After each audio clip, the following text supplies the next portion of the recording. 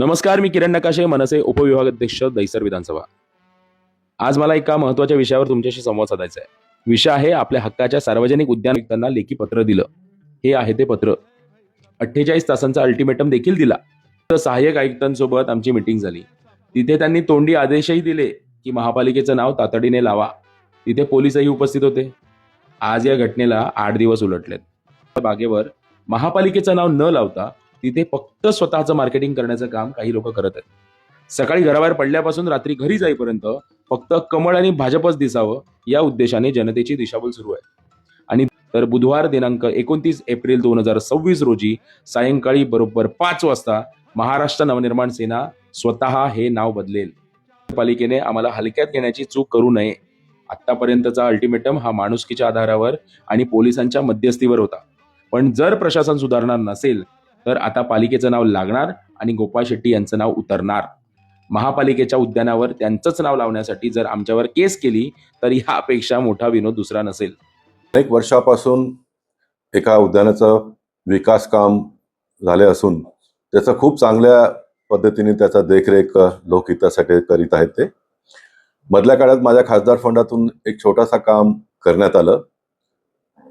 प्रशासकीय कंत्राटदारामार्फत त्याचा नामफलक किंवा राजकीय माझ्या सहकाऱ्यांचा फोटो तिथे लावण्यात आला।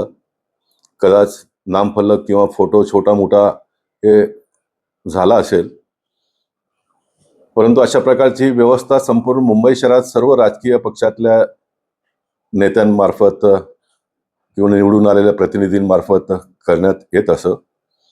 नामफलक किंवा फोटो किती मोठा आकाराचा लावण्यात यावा ह्याच्या बाबतीत एक निश्चित सुधार करून धोरण सर्वांनी मिळून तयार केलं पाहिजे। माझं स्वतःचं हे मत आहे की कोणीही माणूस जाहिराती करून किंवा फलकबाजी करून मोठा होत नसून केलेल्या कार्याच्या आधारावरती तो मोठा होत असतो। आणि मी नेहमी हे म्हणत असो की आपण केलेलं काम लोकांच्या हृदयापर्यंत पोहोचलं पाहिजे, जे कायमस्वरूपाचं राहील। लावलेला फोटो व फलकबाजी हे कधीही निघून जाईल। असे असले तरी मी माझ्या राजकीय जीवनात मालाड ते दहिसरपर्यंत अनेक मोठमोठे प्रकल्प पूर्ण केले असून ते आजही अस्तित्वात आहेत। विशेष करून पोईसर जिमखाना 13 एकर आणि वीर सावरकर उद्यान हे 7 एकर भूखंड, एकूण 20 एकर भूखंडचं विकसित लोकवर्गणीद्वारे केले असून पोईसर जिमखाना त्याचा देखरेख करीत असून त्या ठिकाणी आपल्याला माझ्या नावाचा कुठे फोटो किंवा फलकबाजीचा प्रदर्शन पाहायला मिळणार नाही।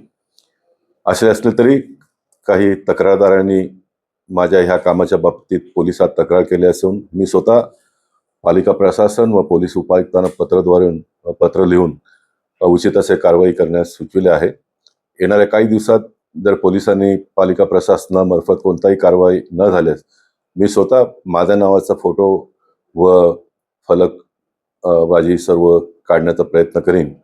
कोणीही राजकीय पक्षातल्या कार्यकर्त्यांनी कृपया बोरिवलीचं एक चांगलं सांस्कृतिक सौंदर्य आपण सर्वांनी मिळून जे निर्माण केलंय ते बिघडवण्याचं काम करू नये।